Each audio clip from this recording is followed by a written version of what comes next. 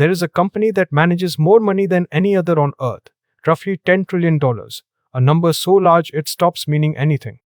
But that is not the reason to be interested in it. The truly remarkable thing about this company is not the money it owns. It is a piece of software running quietly in the background of global finance that watches over the money of almost everyone else, including its own rivals. Most people have never heard its name. Its name is Ala ad-Din. This is a series about the companies that run the world and the rivals they left behind. Today it is BlackRock, and the mistake almost everyone makes is to think its power comes from being big. The size is real, but the size is not the secret. The secret is that BlackRock quietly built the nervous system that much of the financial world now runs on, and then rented it out to everybody. Let me start with the money though, because it is genuinely staggering. BlackRock manages around $10 trillion.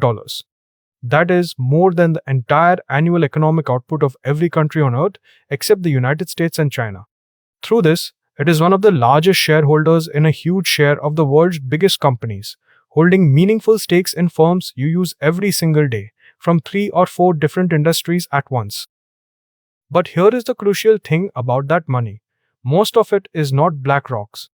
It belongs to ordinary people held through pension funds and retirement savings and index funds, the quiet machinery of ordinary financial life. BlackRock is the manager, not the owner. It is trusted to look after the savings of hundreds of millions of people, and it grew enormous largely by making that looking after cheap through low-cost funds that simply track the market. Now, on that front, BlackRock is not alone, and its rivals are formidable. There is Vanguard, the firm that pioneered the cheap index fund and remains a colossus in its own right.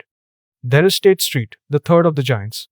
Together, these three are sometimes called the Big Three, and between them, they form the largest block of shareholder power in the history of capitalism. In the business of simply managing money, BlackRock is the biggest, but it is genuinely rivaled.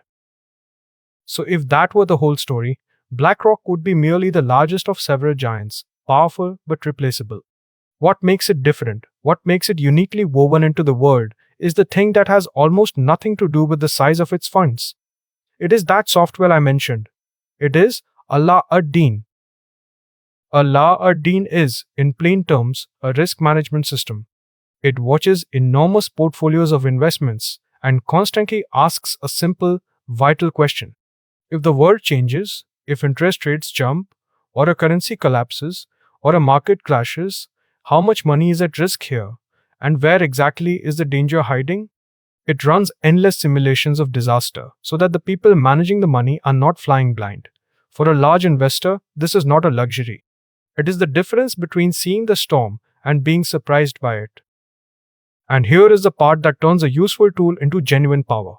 BlackRock does not keep Ala ad-Din to itself, it sells it. It rents Ala ad-Din out to other banks, insurers, pension funds, and asset managers, including firms that compete directly with BlackRock's own funds. By various estimates, Ala ad-Din helps oversee the risk on well over $20 trillion of assets, far more than BlackRock itself manages, spread across a huge slice of the world's most important financial institutions. Sit with what that means. A large part of the financial system is now looking at its own risk through the same pair of eyes. When many of the world's biggest investors ask whether they are safe, they are asking the same software built by one company. BlackRock has become not just a giant player in the game, but the referee's whistle, the scoreboard, and the weather forecast, all at once, quietly rented to almost everyone on the field.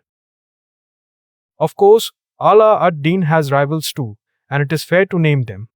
There is MSCI, whose risk and index tools are used across the industry. There is Bloomberg, whose terminals and analytics are woven into every trading floor. Others build competing systems. But none has achieved quite the same gravitational pull, the same sense of being the default nervous system that Ala ad-Din has. Being good is common. Becoming the standard that everyone quietly builds around is rare and far more powerful. So the uncomfortable question this series keeps returning to takes a subtle and slightly unnerving form here. What are the risks of the whole financial system seeing danger through a single lens? If that one model has a blind spot, then a huge part of the industry shares the very same blind spot at the very same moment. A tool built to reduce risk, if everyone leans on the same one, can quietly create a new kind of risk that did not exist before.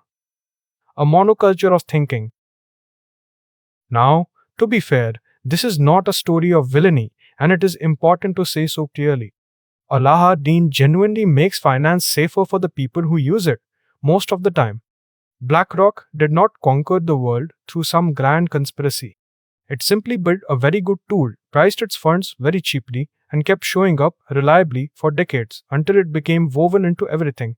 That is not sinister, but quiet indispensability, however it is earned, is still a very particular kind of power.